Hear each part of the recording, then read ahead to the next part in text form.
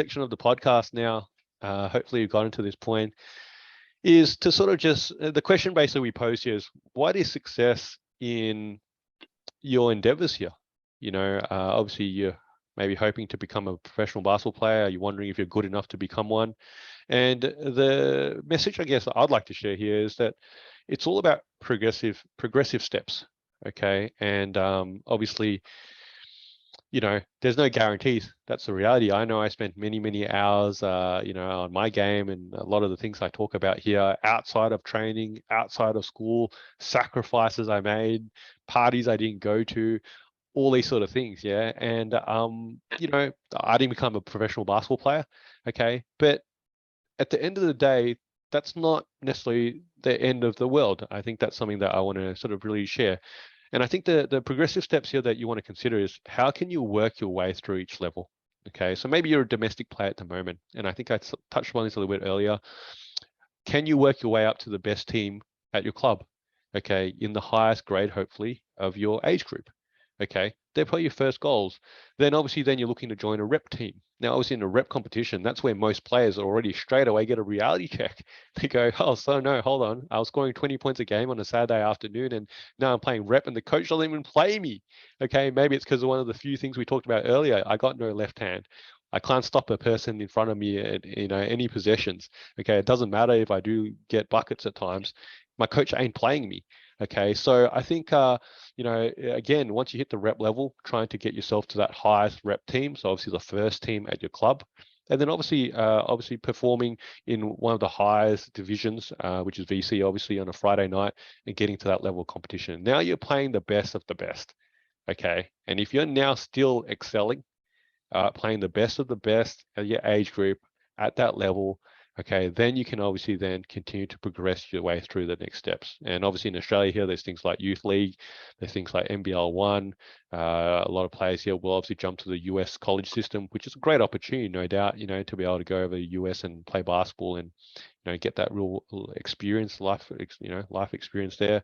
And then at the end of the day, I think I'd like to sort of suggest that, if you listen to this podcast and, in 5 or 10 years time, or however long it is that you work on your game till before you become an adult, perhaps, that it's not, we all talk about making it to the NBA.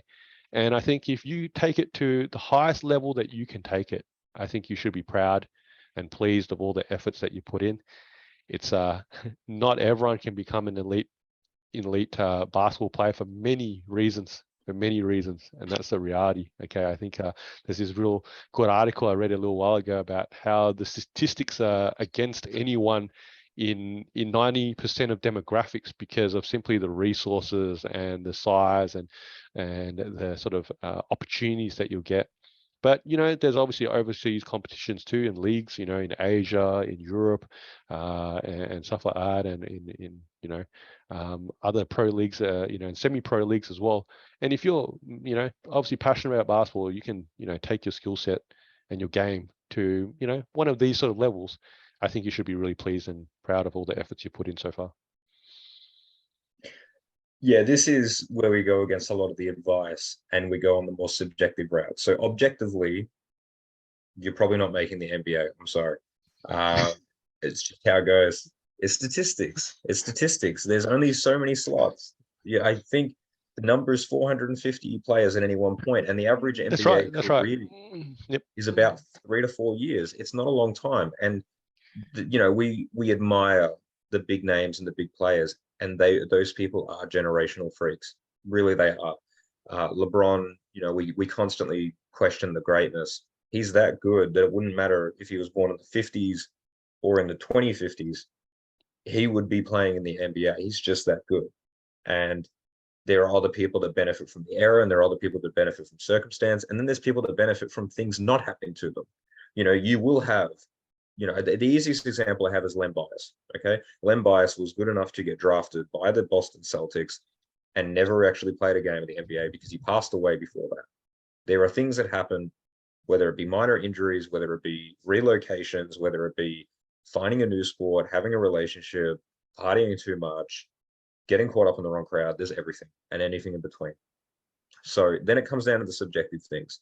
So yes, you might be playing rep and that's as far as you go. You might be playing NBL and that's as far as you go. You might go to overseas and get the opportunities there, but ultimately bring it back to, if you enjoy the sport of basketball, then you are passionate in a hobby that develops other skills. It develops discipline that you can take into other things. It creates things on your CV and resume that are actually viable in other jobs. If you have shown the dedication to do some coaching, or even do umpiring in the sport, these act as jobs, these act as reference points for you to build upon your character.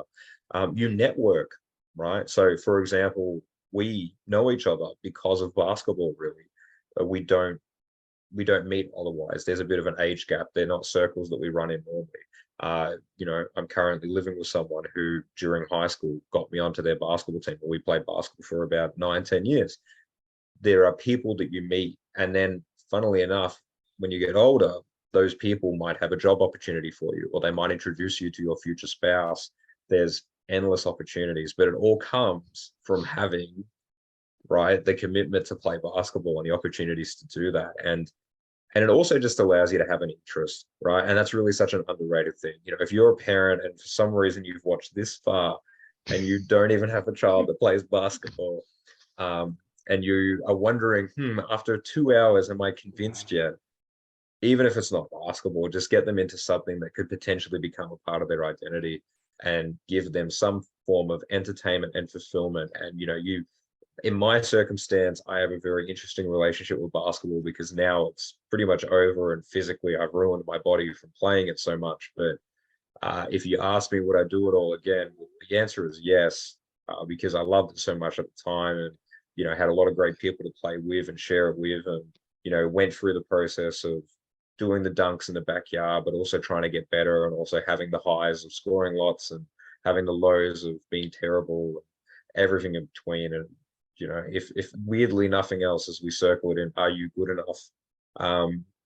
You're as good as the effort that you put in, and ultimately you're as good as what you perceive yourself to be. And if you work hard at it, I think you can probably self-validate. And if you work hard at it, you'll probably have some form of result that you'll be content with by the end of it. I think to sum it up is enjoy the journey, right? Enjoy the journey, enjoy the experiences, whether that's as a player, enjoy all the fun and enjoyment and joy that you got out of each area of working on your game. And if it's as a parent, enjoy those opportunities that you were part of, that your child's sort of journey in basketball. And you set your bar high and you reach for it, but at the end of the day, like you said, it's not everyone's going to make the NBA, and that's okay. You put in your hard work and you see where it can take you.